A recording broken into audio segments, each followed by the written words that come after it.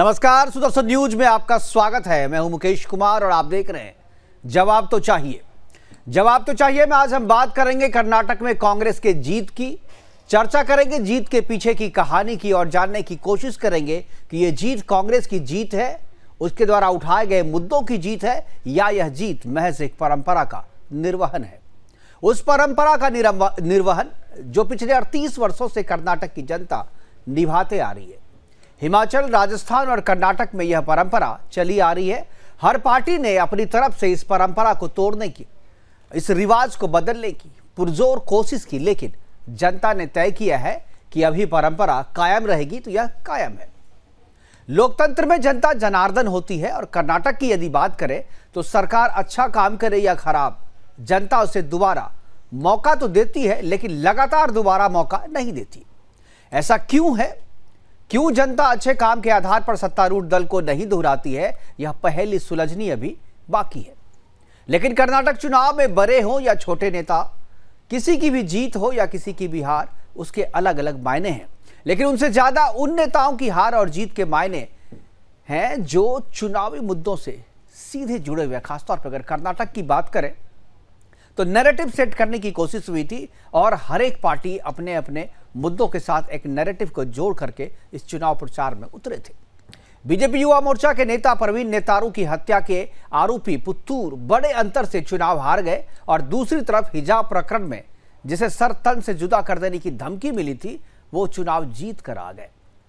BJP के बागी जगदीश शेट्टर जो है वो भी चुनाव हार गए। बीजेपी चुनाव भले ही हार गई हो लेकिन वोट प्रतिशत के हिसाब से यदि देखें तो उसे कोई बहुत ज्यादा नुकसान नहीं हुआ है। 2018 की तुलना में उसके वोट शेयर में केवल 0.31% की मामूली सी कमी आई है, लेकिन यह मामूली सी कमी कांग्रेस के वोट शेयर से 7.40% जो है वो कम है और इस अंतर के कारण पिछले चुनाव के मुकाबले बीजेपी को 40 सीटें कम हो गई। आज अपने प्रोग्राम में हम चर्चा करेंगे कि क्या कर्नाटक में बीजेपी की हार से बीजेपी का मिशन साउथ कमजोर पड़ जाएगा? क्या कर्नाटक की हार का असर 2024 के आम चुनाव पर भी पड़ेगा? कर्नाटक की हार को मोदी की हार कहना कितना सही है? क्या ये जो हार हुई है बीजेपी की, क्या इस हार से गौ हत्या के विरुद्ध एंटी कन्वर्जन कानून भी खटाई में पड़ जाएगा? क्या यूसीसी खटाई में पड़ जाएगा और धर्म के नाम पर मुस्लिमों को आरक्षण फिर से दे दिया जाएगा? जितने भी मुद्दे घोषणा पत्र में बीजेपी ने डाले थे, क्या आपको लगता है कि इस जीत के बाद से वो सारे जो मुद्दे हैं वो बेमानी साबित हो जाएंगे और जो कांग्रेस ने कहे थे क्या उन सबको कांग्रेस पूरा कर पाएगी? और सबसे अच्छी बात कांग्रेस की जीत के साथ ये है कि कांग्रेस ने कहा था कि अगर कांग्रेस जीतेगी तो वो हर एक जिले में एक बजरंग बली का मंदिर जरूर बनवाएगी। तो हम तो चाहेंगे और जनता भी चाहेगी कि हर एक जिले में बजरंग बली का मूर्ति बने। करेंगे बहुत सारी चर्चाएं क्या है मायने इस चुनाव के, इस रिजल्ट के बहुत सारे पेज हैं इसमें, उस पर हम चर्चा करेंगे। लेकिन पहले एक रिपोर्ट देखते हैं। रिपोर्ट के बाद मेहमानों से आपका परिचय करवाएंगे और चर्चा की शुरुआत करेंगे।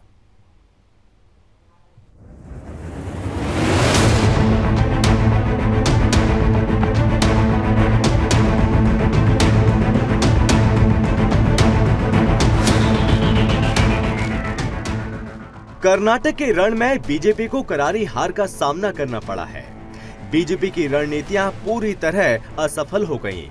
यही वजह है कि कांग्रेस की तुलना में बीजेपी आधे से भी कम सीटों पर सिमट गई। बीजेपी के नए प्रयोग भी फिसड्डी साबित हुए और साथ ही बीजेपी की लड़ाई वंशवाद, भ्रष्टाचार के खिलाफ जमीन पर नहीं दिखी। बीजेपी नए चेहरे को आगे रखकर चुनाव लड़ने मैदान में उतरी थी, लेकिन बीजेपी का ये दांव ज्यादातर जगहों पर नाकामयाब रहा। बीजेपी के नेता कांग्रेस में जाकर जीत गए, वहीं इकलौते नेता जगदीश शेट्टर चुनाव जीतने में असफल रहे हैं। शिवमोगा जैसे इलाका जो येदियुरप्पा का गढ़ माना जाता है, वहां भी बीजेपी को हार झेलनी पड़ी। इतना ही नहीं, लिंगायत समाज को 30% और वोकलिगा को 19% टिकट देने का प्रयोग भी असफल रहा। वहीं मुसलमानों के आरक्षण वाले मामले में भी मुस्लिम मतदाताओं ने गोलबंद होकर बीजेपी के खिलाफ मतदान किया। बीजेपी येदियुरप्पा के हाथों कैंपेन सौंपकर राज्य में मतदाताओं के कंफ्यूजन को दूर करने में कामयाब नहीं रही। मतदाताओं में इस बात को लेकर कंफ्यूजन रहा कि एक तरफ वंशवाद और भ्रष्टाचार के खिलाफ खुद को क्रूसेडर बताने वाली पार्टी येदियुरप्पा को एक तरफ उम्मीदवार नहीं बना रही है, वहीं उनके हाथ में कैंपेन सौंपकर कंफ्यूजिंग मैसेज दे रही है। बीजेपी पर 44% कमीशन की सरकार का आरोप चस्पा होते दिखा है। बीजेपी एक तरफ येदियुरप्पा की पीठ थपथपाते दिखी, वहीं येदियुरप्पा को स्टार कैंपेन बनाकर पार्टी की रणनीति को लेकर कंफ्यूज नजर आई। दरअसल कॉन्ट्रैक्टर एसोसिएशन, स्कूल एसोसिएशन और लिंगायत मठ द्वारा सरकार पर गंभीर कमीशनखोरी का आरोप पार्टी के लिए हानिकारक साबित हुआ। इसलिए बीजेपी राज्य में अपने कैंपेन को मजबूत आधार देकर भी जीत में तब्दील करने में नाकामयाब रही है। बता दें कि इस चुनाव में कांग्रेस का वोट प्रतिशत लगभग 5% बढ़ा, वहीं जेडीएस को 5% वोटों का नुकसान झेलना पड़ा। यानी जेडीएस का जितना नुकसान हुआ, कांग्रेस को उतना ही फायदा मिला है। बीजेपी के वोट शेयर में कोई ऐसी गिरावट दर्ज नहीं की गई जिससे इसे सत्ता विरोधी लहर कहा जा सके। News desk, Sudarshan news.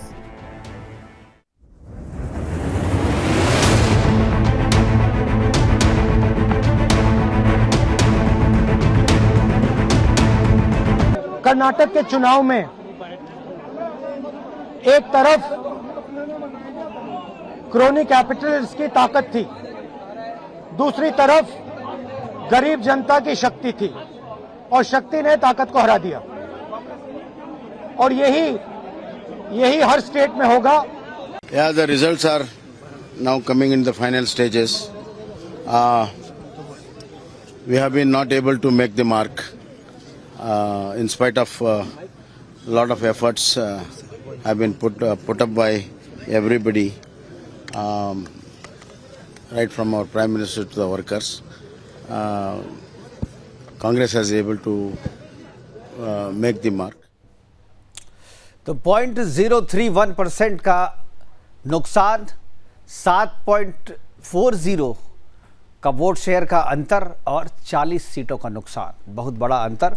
करेंगे चर्चा, और चर्चा के लिए हमारे साथ कुछ मेहमान जुड़ गए हैं, उनसे हम आपका परिचय कराएं। अनुज आत्रे जी हैं, नेता बीजेपी, नेता कांग्रेस, दिनेश सिंह है, नेता बीजेपी, और रुद्र विक्रम सिंह है, राजनीतिक विश्लेषक के तौर पे। और सभी मेहमानों का स्वागत है। और चर्चा की शुरुआत आज अनुज आत्रे जी से करेंगे, क्योंकि आज दिन कांग्रेस का है, आज दिन अनुज आत्रे जी का है। तो मैं अनुज आत्रे जी से ही शुरुआत करना चाहूँगा। अनुज जी, इस जीत पे सबसे पहली प्रतिक्रिया और जीत के मायने आप बताएंगे, और क्या ये जीत जो है कांग्रेस इसे परंपरागत जीत मान रही है कि एक बार बीजेपी एक बार कांग्रेस की जो परंपरा है पिछले 38 वर्षों से जो चली आ रही है कर्नाटक में, क्या उसी का एक हिस्सा है, उसी को आगे बढ़ाया गया है इस जीत में, या आपको लगता है कि ये आपके मुद्दे की जीत है, आपके नेताओं की जीत है, और जो सबसे ज़्यादा प्रचारित किया जा रहा है कि ये कांग्रेस से जीत से ज़्यादा बीजेपी की हार है? क्या कहेंगे आप? देखिए, सबसे पहले तो कर्नाटक की जनता का हृदय से आभार व्यक्त करना चाहेंगे कि जिन्होंने कांग्रेस को इतना प्रचंड बहुमत से सरकार बनाई और कांग्रेस में अपना विश्वास प्रकट किया, कांग्रेस की नीतियों पर विश्वास प्रकट किया। कांग्रेस ने जो हमारे तमाम नेताओं से लेकर के कार्यकर्ताओं ने कर्नाटक की जनता से जो संवाद किया था, जो हमारे सीनियर लीडर्स ने कहा था कि हम केवल उन बेसिक मुद्दों पर ही चुनाव लड़ेंगे जिस पे हमेशा लड़ते आए हैं, हम केवल विकास के मुद्दों पर चुनाव लड़ेंगे, हम जो जनता के जो विषय हैं, जो जनता की समस्याएं हैं, उनके समाधान लेकर के चुनाव लड़ेंगे, और जनता ने उसको सराहा है। हमारे नेताओं ने साफ बोल दिया था कि हम धर्म की लड़ाई, धर्म के ऊपर राजनीति, नफरत की लड़ाई, ये सब नहीं करेंगे। नफरत की दुकान बंद करने के लिए हम चुनाव लड़ रहे हैं। राहुल गांधी जी ने जो भारत जोड़ो यात्रा जो आरंभ की थी कन्याकुमारी से कश्मीर, उसका बहुत बड़ा एक हिस्सा कर्नाटक को कवर किया था। आपको शायद जानकारी हो या ना हो, आपके दर्शकों को भी जानकारी में देना चाहता हूं कि 91 विधानसभा उन्होंने अपनी भारत जोड़ो यात्रा से कर्नाटक की कवर करी थी, और उन 91 विधानसभाओं में से हम 75 विधानसभाओं में हम लोग जीत के आए हैं। कांग्रेस पार्टी ने विजय हासिल की है। तो ये कहीं ना कहीं उस भारत जोड़ो यात्रा का जो उद्देश्य था, जिसको लेकर के राहुल जी ने यात्रा निकाली, और उन्हीं उद्देश्य, उन्हीं मूल मंत्रों के साथ कांग्रेस ने चुनाव लड़ा और जनता। दूसरी बात, आपने कहा कि ये परंपरागत जीत है जो 38 सालों से पहले एक पार्टी दूसरी पार्टी, ये परंपरागत जीत नहीं है। मुकेश जी, आपको ध्यान होगा कि पिछले 5 वर्ष पूर्व जब चुनाव हुए थे, 2018 में जब चुनाव हुए थे, तब भी कर्नाटक की जनता ने कांग्रेस पे विश्वास जताया था और कांग्रेस की वहां सरकार बनी थी। कांग्रेस के समर्थन से वहां पे जेडीएस को हमने मुख्यमंत्री बनाया था और हमारे को सबसे बड़ा मैंडेट मिला था वहां पे। लेकिन ये भारतीय जनता नहीं, पार्टी सीटें कम थी आपकी, अनैतिक रूप सीटें से कम, एक साल सीटें बाद कम थी सत्ता ली। आपकी वहां पे सबसे बड़ी पार्टी मेरी बीजेपी बात थी। पूरी होने दीजिए, मेरी बात पूरी होने दीजिए। लेकिन जो सरकार हमारी बनी, जनता ने उसको सराहा, जनता ने हमारे काम को सराहा, हमारी नीतियों पे सरकार चल रही थी, कॉमन मिनिमम एजेंडे पे सरकार चल रही थी।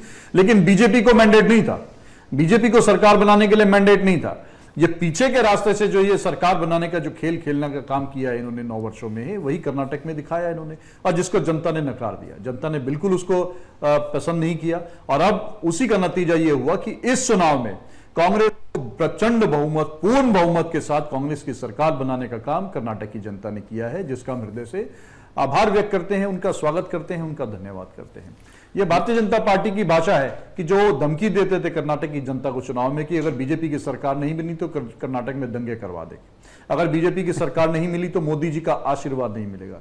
लेकिन हम तो ये कहते हैं, हमारे नेताओं ने तो शुरू से ये कहा, इस चुनाव में भी कहा कि नेता आशीर्वाद नहीं देता जनता को, लोकतंत्र में जनता जनार्दन होती है। जनता ने आशीर्वाद कांग्रेस को दिया, जनता ने आशीर्वाद दिया, कांग्रेस की सरकार बनाई और हम उस आशीर्वाद। पता नहीं बीजेपी ने ये स्टेटमेंट कब दिया था, मुझे तो याद नहीं, मैं लगातार नजर रखे हुए हूँ। ये नड्डा जी ने, ये नड्डा जी की स्टेटमेंट थी, ये नड्डा जी की स्टेटमेंट थी। हो सकता है आपके पास नहीं हो तो अपने बोलिएगा जरा, आपको लोग, आपके रिसर्च टीम चलाएगी कि अगर बीजेपी की सरकार कर्नाटक में नहीं मिली तो मोदी जी का आशीर्वाद कर्नाटक को नहीं मिलेगा। नहीं, आशीर्वाद वाली तो बात मैंने जाने, इससे पहले भी आपने कहा दंगे करवाएंगे, ये वाला स्टेटमेंट मैंने सुना नहीं था कहीं। अगर सरकार नहीं आई थी, उन्होंने साफ बोला था कि बीजेपी कर्नाटक में दंगे होंगे, कर्नाटक में दंगे होंगे। ये भी आप देख लीजिए, आपके पास होगी, आप चलाना। दंगे होंगे, दंगे करवाएंगे, दोनों में फर्क है ना सर।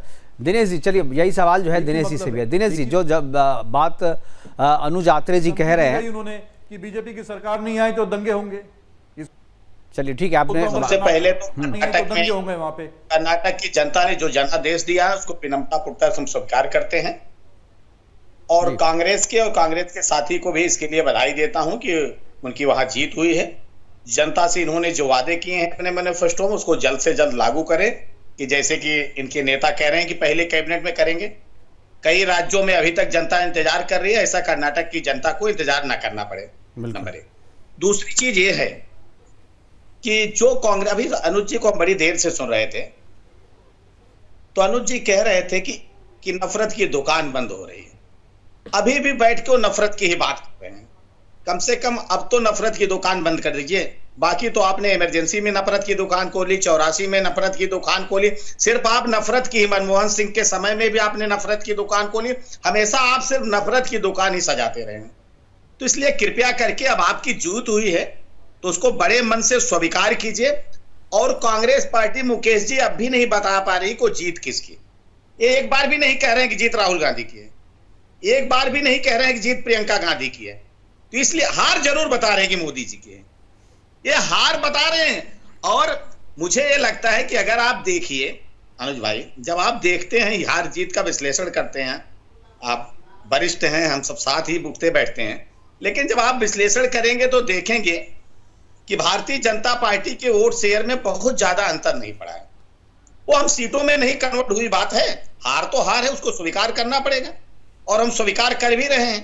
तो जनता जनार्दन ने हमको विपक्ष में बैठने के लिए कहा है और हम पूरी चौकीदार की तरह से उसको निभाएंगे और 24 की तैयारी अभी से हम शुरू करेंगे। अटल जी ने कहा था ना, क्या हार में क्या जीत में किंचित नहीं भयभीत में, संघर्ष पथ में जो भी मिला ये भी सही वो भी सही। बिल्कुल। और हम तो, आपको याद होगा, दो नेता हमारे दल के, 2 सीट, आज हम बहुमत की सरकार चला रहे हैं। जरूर हमारी आशाओं और अपेक्षाओं के अनुकूल परिणाम कर्नाटक का नहीं है, हम उसकी समीक्षा करेंगे, एक एक सीट की समीक्षा करेंगे, ठीक, हमसे कहां कमी रह गई है हम उसकी समीक्षा करेंगे और दुगने उत्साह के साथ कल से ही फिर 24 की चुनाव की तैयारी करेंगे और इसी कांग्रेस पार्टी को पटकनी देंगे। बिल्कुल। और मोदी जी की जो बात कर रहे हैं, जहां जहां मोदी जी गए जरा उकड़ा कर आप देखिएगा, जरा देखिएगा, उसके बाद फिर कम से कम चर्चा करने पर एक सार्थक चर्चा करिए। यही दिक्कत, इसलिए कांग्रेस पार्टी नहीं हारती है। जो मोदी से नफरत का, अभी तक वो नफरत की दुकान तो आपने खोली है ना। अभी तो कांग्रेस जीत रही है सर, अभी तो कांग्रेस जीत करके आई है, बम्पर ऐतिहासिक जीत है। तो थोड़ा मैं बधाई थोड़ा दी सेलिब्रेट चीज़ की। कीजिए। प्रधानमंत्री जी ने भी बधाई दी है कांग्रेस पार्टी को। बिल्कुल बिल्कुल। बिल्कुल, लेकिन एक जो सवाल मेरा था दिनेश जी, उसका जवाब आपने नहीं दिया कि यह परंपरागत जीत है या आपको लगता है कि उनकी नीतियों की जीत है, उनके मुद्दों की जीत है, उनके नेता की जीत है? देखिए, दो चीजें हैं मुकेश भाई का, हम कोई हड़बड़ी में ऐसा नहीं कर सकते हैं। ये कांग्रेस पार्टी अपना जवाब, जब तक सारे चुनाव परिणाम ना आ जाए, एक एक सीटों की सीट डिटेल ना आ जाए कि किस रीजन में किस सीट पर हम कितने वोट से हारे हैं, तो उनके कारण देखिए दो चीजें हैं। आप नहीं, ये तो सारी चीजें ऑनलाइन पड़ी हुई है, आप चुनाव आयोग की वेबसाइट पे जाए तो मिल जाएगा आपको। चीजों की समीक्षा करने में समय लगता है, लेकिन मैं दो बातें करना चाहता हूं।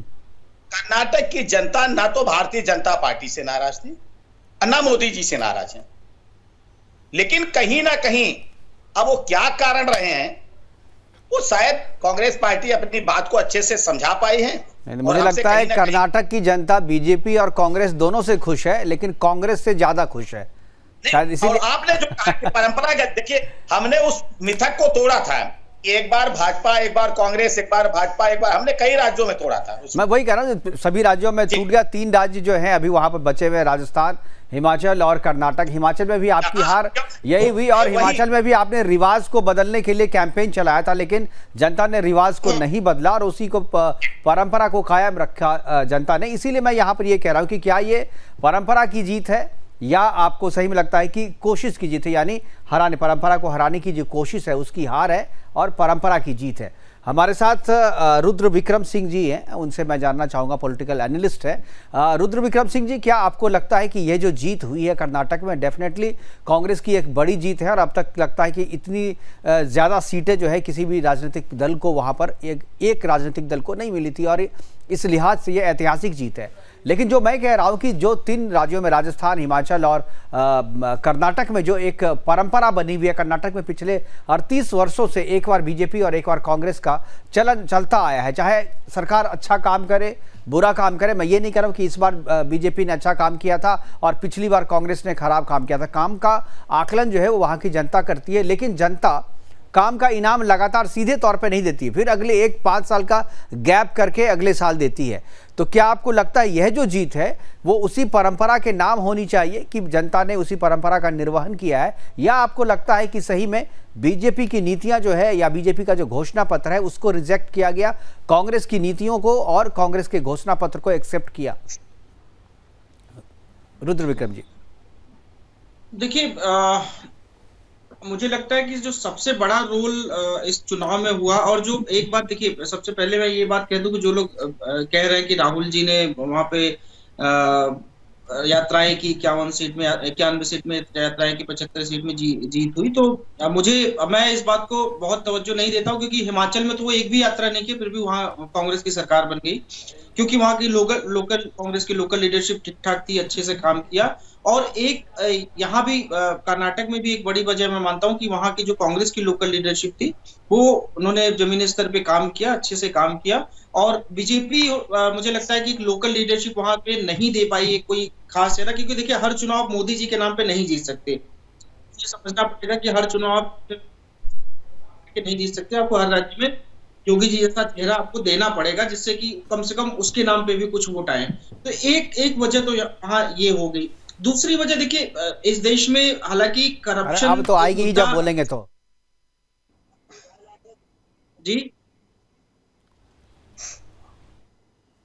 देखिए, दूसरा ये एक सबसे बड़ी वजह मुझे लगता है कि जो करप्शन वाला मुद्दा जो कांग्रेस ने उठाया, जिसकी वजह से कांग्रेस केंद्र से बेदखल हुई, उस करप्शन की वजह से ही जो करप्शन का मुद्दा बीजेपी ने उठाया था 2014 में, वही मुद्दा मुझे लगता है कि एक ये भी मुद्दा एक काम किया कि जो 40% वाला मुद्दा यहाँ पे कांग्रेस के लोकल नेताओं ने उठाया। लोकल मुद्दे, ये जो लोकल मुद्दों की बात हो रही, तो उन लोकल मुद्दों में एक ये करप्शन वाला मामला भी था, जिसको जनता ने शायद थोड़ी तरजीह दी। ये दो बातें मुझे लगता है कि इलेक्शन में रही, जो कि और बात एक और मैं कहता हूं, अगर कांग्रेस की समझ ले कि 2024 का हमारा सेमीफाइनल आप वो जीत गए, तो कहीं समझे, क्योंकि जब 2024 का चुनाव होगा, नरेंद्र मोदी का चेहरा होगा, और नरेंद्र मोदी के चेहरे के सामने राहुल गांधी कहाँ टिकते हैं, देश की जनता कई बार बता चुकी है। नहीं, एक चीज रुद्र विक्रम जी जो मैंने सवाल किया था कि क्या जो 38 वर्षों से जो परंपरा चली आ रही है कर्नाटक में, जो परंपरा चली आ रही थी हिमाचल प्रदेश में, जो परंपरा चली आ रही है राजस्थान में, क्या आपको लगता है कि वो उस परंपरा पे मैं बात करना चाहता हूँ कि क्या ये परंपरागत जीत नहीं है? जनता, सरकार कितना भी अच्छा काम कर ले, जनता तत्काल इनाम नहीं देती। और क्यों नहीं देती ये फार्मूला तो अब तक किसी को पता नहीं, रहस्य भी किसी को पता नहीं चला, लेकिन ये होता है ऐसा क्योंकि ये चलन में है। 38 वर्षों से अगर कर्नाटक में हो रहा है, 35 वर्षों से करीब हिमाचल प्रदेश में हो रहा था, और उससे ज़्यादा वर्षों से यहाँ राजस्थान में होता चला आ रहा है। यानी सरकार कितना भी काम कर ले, कितनी भी योजनाएं चला लें, कितनी भी कल्याणकारी योजनाएं चला लें, जनता इनाम जो है वो अपने हिसाब से देती है। तो मैं चाहता हूं कि उस पर आप कुछ करें, अपनी टिप्पणी दें उस पर कि क्या आपको लगता है कि ये परंपरा की जीत है जो जनता बदल देना चाहती है हर एक 5 वर्ष में, और डेमोक्रेसी को चाहती है जो वो वाइब्रेंट रहे, और इसीलिए किसी भी एक सरकार को, किसी भी एक पार्टी की सरकार को 5 साल से ज़्यादा या एक टर्म से ज़्यादा नहीं दे, क्योंकि एक टर्म से ज़्यादा देंगे तो हो सकता है जनता के हिसाब से जनता ऐसा सोचती हो कि ये सरकार के लिए, कर्नाटक के लिए, प्रदेश के लिए अच्छा नहीं हो। मैं चाहता हूँ इस पर आप अपनी टिप्पणी दें। मेरे समझ से ऐसे कोई परंपरा जनता सोच के नहीं चलती कि ऐसा कुछ परंपरा है कि हम इसके बाद इनको दे देंगे या इसके बाद। यहाँ पे मुझे लगता है कि सरकारें कुछ न कुछ जिम्मेदार रहती हैं, जिसकी वजह से जनता को मजबूर होके दूसरे पार्टी को चुनना पड़ता है। क्योंकि उत्तर प्रदेश में देखिए आप, उत्तर प्रदेश में भी 30-32 सालों का रिकॉर्ड टूटा कि एक मुख्यमंत्री जो है दोबारा रिपीट हुआ। तो रिकॉर्ड ऐसा नहीं है कि जनता खुद से बनाती। जनता, अगर आप जनता के लिए काम करेंगे, जनता के लिए आप खड़े रहेंगे, तो ऐसा कोई रिकॉर्ड नहीं है कि लोग ऐसा नहीं चाहते कि 5 साल बाद हम इनको बदले। गुजरात भी आप देखिए, पिछले 27 वर्षों से वहां पे सरकार है। तो अगर आप जनता के लिए खड़े रहेंगे, भाई मैंने कहा कि लोकल लीडरशिप वहां पे आपको मजबूत करनी पड़ेगी हर राज्य में जहां भी आपकी सरकार है, जिससे कि लोग, क्योंकि हर काम केंद्र से नहीं हो सकता, हर काम के लिए यहाँ नरेंद्र मोदी जी जाके काम नहीं कर सकते। आपको हर जगह के लिए आपको लोकल लीडरशिप को सशक्त करना पड़ेगा, अन्यथा जो है इस तरीके के चुनावी परिणाम आते रहेंगे। बिल्कुल। अब अनुज जी, 2024 की लड़ाई आपके लिए कितना आसान हो गई? कम से कम साउथ में जिस तरीके से बीजेपी जो है, कर्नाटक बीजेपी के लिए एक एंट्री थी वहाँ पर, कर्नाटक के माध्यम से वो नीचे साउथ की तरफ जा रही थी, लेकिन इस चुनाव के बाद से जैसा कि अभी सोशल मीडिया पे चल रहा है कि भाई साउथ इंडिया में बीजेपी की एंट्री को बैन कर दिया है इस चुनाव के नतीजे ने। क्या आपको लगता है कि अगर बीजेपी के लिए बैन है तो क्या आपके लिए खुल गया है? क्योंकि जो रीजनल पार्टियां हैं वो बीजेपी और कांग्रेस दोनों पे भारी हैं साउथ इंडिया में।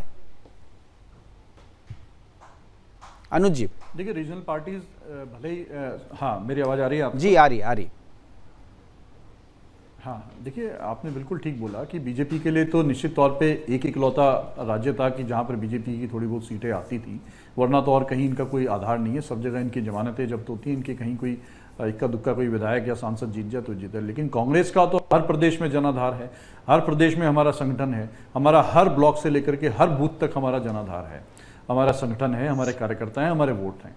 और 2024 की अगर आप बात करें, क्योंकि अब सब लोगों के मुंह पे कर्नाटक चुनाव जीतते ही निश्चित तौर पे सबकी उम्मीदें कांग्रेस पार्टी से हैं कि 2024 का चुनाव भी अब कांग्रेस पार्टी निश्चित तौर पे जीतेगी। जो अभी तक सब लोग कह रहे थे कि केवल बीजेपी और मोदी जी की कर रहे थे, लेकिन अब सब लोगों को एहसास हो गया कि कांग्रेस कर्नाटक में जितनी प्रचंड बहुमत जीत के आई, तो निश्चित तौर पर अब जनता का जो मिजाज है वो बदलता हुआ परिवर्तन के लिए जनता चाह रही है। क्योंकि जनता ने देख लिया है कि किस तरह से आप कर्नाटक के चुनाव में तो प्रचार कर रहे हैं, दिल्ली छोड़ के आप कर्नाटक में घूम रहे हैं, लेकिन आप मणिपुर जब सुलग रहा है, मणिपुर जहां झुलस रहा है, वहां की इनकी बीजेपी की सांसद, इस देश की पूर्व जो है खिलाड़ी जिन्होंने देश का नाम रोशन किया, मैरी कॉम लिख करके बोल रही कि आइए मणिपुर को हमारे बचाइए, सैकड़ों लोगों की जानें जा रही हैं, 15-16 जिलों में आग लगी हुई है, लेकिन उसका कोई मणिपुर का माँ तक नहीं बोला जाता, ना वहां जाते हैं उनसे बात करने के लिए। अपने भ्रष्ट मंत्री जिसकी टिकट काटी जाती है उससे तो फोन पे बात कर लेते हैं दिल्ली में बैठ करके, लेकिन दिल्ली में और उसी भ्रष्ट मंत्री को आप अपने यहाँ रख लेते हैं। महिला पहलवान बैठी है। नहीं, हमारे यहाँ नहीं आया, विश्वरप्पा की बात हो रही है जिसको इन्होंने फोन किया था। अच्छा, मुझे लगा सेक्टर की बात कर रहे हैं आप। दिनेश जी जवाब देंगे। मंत्री इनके दिनेश जी, असल में क्या है ना, जिनके लिए इन्हीं का ही कार्यकर्ता आत्महत्या कर लेता है, इन्हीं का कार्यकर्ता आत्महत्या कर लेता है कि 40% कमीशन मांगते हैं मुझसे। लेकिन मैं वही बोल रहा था कि उस भ्रष्ट मंत्री को फोन करते हैं, लेकिन पहलवान जो वहां दिल्ली में बैठे हैं जंतर मंतर पर, हमारी महिला पहलवान बैठे हैं, उनसे बात करने का समय नहीं है, उनको बुलाने का समय नहीं है, उनकी सुनवाई करने का समय नहीं है, जिनके ऊपर जो है महिला उत्पीड़न का वो आरोप लगा। पार्टी कहते, हिंदी भाषी पार्टी कहते थे। आज पूरे देश में भारतीय जनता पार्टी का कमल खिला हुआ है। आज पहला, इसलिए हमने कहा आज का दिन है, आपकी जीत है, इसलिए कुछ कहना नहीं है, लेकिन उसको संभाल कर रखिए उस जीत को। 24 में वो द्वार हमेशा के लिए फिर से बंद होने जा रहा है। और एक हमको इस हार ने निश्चित तौर पर आत्मचिंतन का समय दिया है, समीक्षा का समय दिया है कि शायद हम कल से और मजबूती के साथ हमको वहां आना पड़ेगा। हम मजबूती के साथ आएंगे और देखेंगे कर्नाटक में फिर से कमल खिलाएंगे। और जहां कांग्रेस थी उत्तर प्रदेश की, एक बार भी बात नहीं कर रही है। इस नगर निगम चुनाव में कहीं है कांग्रेस की नहीं। दीपक लेके जरा सा अंधेरे में ढूंढिए, ये स्थिति हो गई है कांग्रेस पार्टी की। और सिर्फ नॉर्थ में नहीं, देश भर में ये स्थिति कांग्रेस पार्टी की हो गई। किस राज्य में है? अब राजस्थान सर में आज तो ये बात मत बोलिए दिनेश जी, किस राज्य में है। अब कर्नाटक में तो है, कर्नाटक में है, हिमाचल में है, राजस्थान में है, राजस्थान में है आज, लेकिन उसको संभाल नहीं पा रहे हैं। राजस्थान में देखिए, इनके ही सरकार के मंत्री यात्रा निकाल रहे हैं। तो इसलिए हम कह रहे हैं कि जब जीत हो तो उसको संभाल कर रखना, बचा कर रखना भी जिम्मेदारी होती है। हमने कहा है कि जो आपने कहा है कर्नाटक की जनता को, उसको आप पूरा कीजिए। हर लोकसभा में हनुमान जी का मंदिर बनाइए। और मुकेश जी एक बात और देखिए, जो हम लोगों को हिंदूवादी, हम तो हमेशा से सांस्कृतिक राष्ट्रवाद की बात करते हैं। आज सारे नेता, उस सारी पार्टियां उस पद पे चल गई हैं। चाहे ममता बनर्जी हो, चंडी पाठ करना हो, चाहे प्रियंका गांधी को हनुमान मंदिर में पूजा पाठ करना हो, चाहे आज जीत की जश्न में भी मैं आगे यही सवाल पूछ रहा था आपसे कि आपने कांग्रेस के मुद्दे को अपना लिया और कांग्रेस ने आपके मुद्दे को अपना लिया, इसलिए कांग्रेस जीत रही है, आप हार रहे हैं। हमने किसी नहीं, आपने अपना लिया सर। आप भी तो कहते हैं सबका साथ सबका विश्वास, तो उस विश्वास के चक्कर में तो आप चले गए और इन्होंने आपका मंदिर वाला एजेंडा उठा लिया। बजरंगबली की पूजा करने के लिए जा रहे हैं, बोल रहे हैं कि बजरंगबली का मंदिर बनाएंगे हर एक जिले में। तो देखिए, जनता ने आशीर्वाद दे दिया। खुल करके जो चीजें होनी चाहिए थी वो खुल के नहीं कर रही है बीजेपी, शायद इसका भी नुकसान है। कांग्रेस पार्टी कर्नाटक के हर जिले नहीं, हर घर मंदिर बनवाए। हम तो चाहते हैं, और जहां जहां उनकी सरकार है वहां हर घर मंदिर बनाए। तो घर पे कब्जा करेंगे क्या आप? अरे हर एक घर में तो मंदिर हिंदुओं के घर में होता ही है। नहीं, कांग्रेस पार्टी को बनवाना चाहिए ना। यही तो मुस्लिम धर्म के आधार पर आरक्षण देने की बात करते हैं और कहते हैं हम मोहब्बत की दुकान सजा रहे हैं। यही तो कह रहे हैं, यही कह रहे हैं हम बजरंग दल में प्रतिबंध लगा देंगे, मोहब्बत की दुकान सजाने जा रहे हैं। जीत एक दूसरी बात होती है। बिल्कुल। और राजनीति में हम हैं, कोई हारता है, कोई जीतता है। अल्टीमेटली सबको काम तो जनता के हित के लिए करना है ना। बिल्कुल बिल्कुल। लगता है अनुज जी, क्या आपको लगता है कि ये बजरंगबली वाला मुद्दा जो वो बूमरैंग कर गया बीजेपी को और उसका फायदा आपको मिला, और जो वादा आपने किया कि लास्ट में कि हर एक घर में मंदिर बनवाएंगे, क्या शुरुआत करेंगे उसकी? देखिए, कांग्रेस ने कभी भी धर्म के आधार पर राजनीति नहीं की। धर्म हमारा आध्यात्मिक और निजी विषय है। ये भारतीय जनता पार्टी है जिन्होंने शुरुआत से जो है पहले भगवान राम के नाम पर इन्होंने वोट मांगने का काम किया, राजनीति करने का काम की, और अब कर्नाटक के चुनाव में बजरंगबली के नाम पे। ये देखिए, ये तो फिर ये मुस्लिमों को आरक्षण देने वाला क्या है मामला? राम का नाम लेकर के, मेरी बात पूरी होने दीजिए मुकेश जी, एक सवाल आपने पूछा है। ये लोग भूल जाते हैं कि बजरंगबली तो भगवान श्री राम का नाम लेकर के लंका पे चढ़ाई कर गए थे समुद्र पार करके, और रावण की लंका को जला करके वापस आ गए थे। और वही बजरंगबली का नाम लेकर, उन्हीं बजरंगबली का नाम लेकर के कांग्रेस पार्टी ने आज भारतीय जनता पार्टी का किला ध्वस्त कर दिया और इनको धूल चटा दी है। तो हम तो बजरंगबली की आराध्य करते हैं, उनको मानने वाले लोग हैं। ये बजरंगबली के नाम पर राजनीति करने वाले लोग हैं। तो स्पष्ट तौर पर बजरंगबली जी ने इनको सबक सिखा दिया है। कर्नाटक की धरती उनकी जन्मभूमि है और हम प्रणाम करते हैं, उस धरती को भी नमन करते हैं। और बजरंगबली तो हमारे आराध्य हैं ही हैं। निश्चित तौर पे जो हमारे पार्टी की तरफ से वायदा किया था कि हनुमान जी के मंदिर जगह जगह बनवाए जाएंगे, आपको दिख जाएगा कि जब कांग्रेस जो कहती है वो करती है। और हनुमान जी के मंदिर, वहाँ भव्य मंदिर जगह जगह बनेंगे। हम आपको भी आमंत्रित करेंगे कि सुदर्शन टीम की, न्यूज़ की टीम वहाँ जाए और कवर करे, और वहाँ पर भगवान हनुमान जी की जो आरती हो उसको कवर करके अपने चैनल पे लाइव। बिल्कुल, हम इंतजार करेंगे, आपके आमंत्रण का इंतजार करेंगे। वैसे कर्नाटक में हमारी टीम है, वो भी जाएगी, और अगर आप नहीं भी बुलाएंगे तो चूंकि बजरंगबली की बात है तो हम वहाँ पर पहुँच ही जाएंगे कहीं से भी। लेकिन ये मुस्लिम आरक्षण वाली बात, आप कह रहे हैं कि धर्म के नाम पर कांग्रेस आरक्षण या किसी भी तरीके का राजनीति नहीं करती, लेकिन ये जो आरक्षण वाला मसला है ये राजनीति नहीं तो क्या है? अब क्यों मुस्लिमों के नाम पर आरक्षण देने पे आमदा है? हटा दिया सरकार ने तो हटा दिया। अगर आपने गलती की थी सरकार ने सुधार दिया, फिर आपने उसको वादा कर लिया कि भाई फिर से हम देंगे। क्यों देंगे भाई? हमारा संविधान तो अलाउ नहीं करता, फिर आप कहाँ से देंगे? क्यों देंगे? मुस्लिमों के नाम पे आरक्षण की क्या बात है? देखिए, क्या मुस्लिमों में जातियां नहीं है? क्या मुस्लिमों में पिछड़े वर्ग के लोग नहीं है? क्या उनको इस देश में अधिकार नहीं? तो उनको तो आरक्षण मिला हुआ है ना, संविधान तो ओबीसी सेक्शन में मिला हुआ है ना, ओबीसी में एससी में मिला हुआ है ना उनको आरक्षण जो दिया गया था। हाँ। उसी कानून सम्मत, संविधान सम्मत दिया गया था। नहीं, उसको कोर्ट में चैलेंज किया गया था और कोर्ट ने स्वीकार किया था।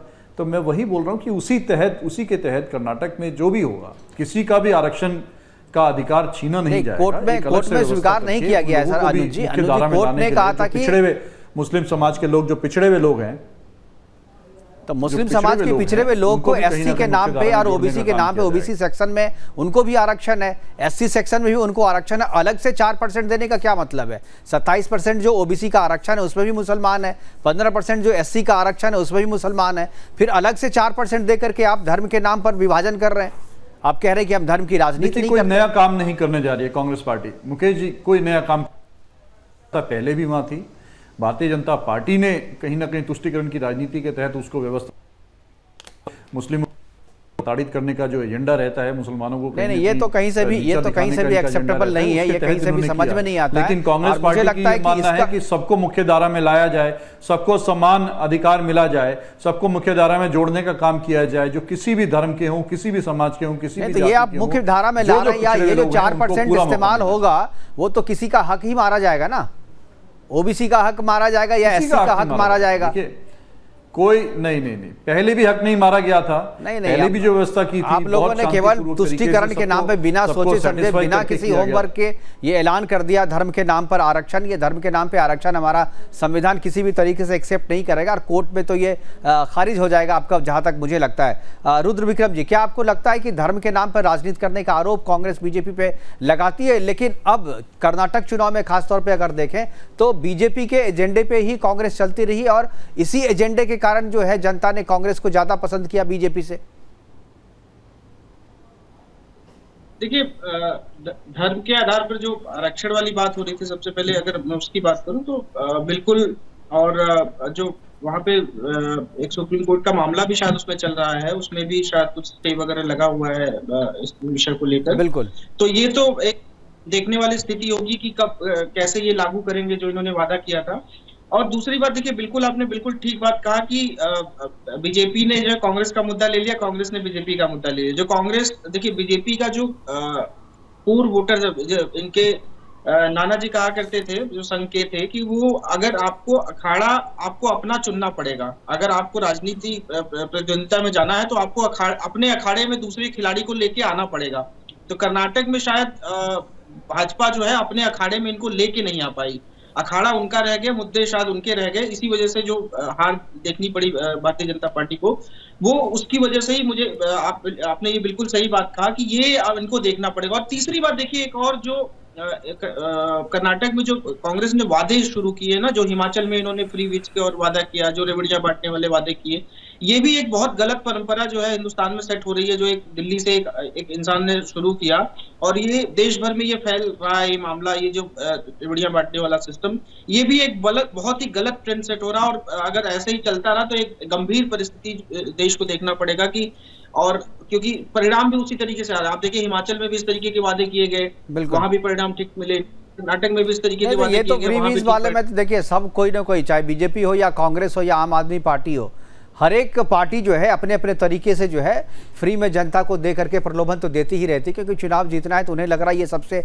आसान तरीका है, फ्री में बांटो, सरकार में जनता का जो खजाना है उसको लुटा दो और उसके बदले अगर रेवड़ियाँ मिल रही है, मुझे लग रहा है रेवड़ियाँ बांटी नहीं जा रही है, रेवड़ियाँ पाने के लिए उन्हीं के पैसे को उनको देने का लोभ दिया रहता है। ये फार्मूला जो भी हो, लेकिन ये परंपरा गलत है। फिलहाल हमारे पास समय की कमी है और हमारे साथ जुड़ने के लिए अनुज आत्रे जी आपका, दिनेश जी आपका और रुद्र विक्रम सिंह जी आपका बहुत बहुत धन्यवाद। आप जुड़े और अपनी अपनी बातें हमारे साथ साझा की। लेकिन आज कांग्रेस का दिन है, कर्नाटक में कांग्रेस ने जीत हासिल की है, ऐतिहासिक जीत हासिल की है। जीत की समीक्षा दोनों पार्टियां अपने अपने तरीके से करेंगी, लेकिन अभी तक की जो समीक्षा है और अभी तक की जो बात हमने निकाली है कि बीजेपी ने कांग्रेस के एजेंडे को ले लिया और कांग्रेस ने बीजेपी के एजेंडे को ले लिया, इसलिए जीत भले ही पार्टी के वाइज अलग रहे, लेकिन जीत उसी एजेंडे की हुई है जिस एजेंडे पे हम चलते हैं, जिस एजेंडे पे राष्ट्र चलना चाहता है, जिस एजेंडे पे हम शुरू से चलते आए हैं। क्योंकि अगर बजरंगबली के मंदिर को हर एक घर में बनाने की बात करके कांग्रेस यदि सत्ता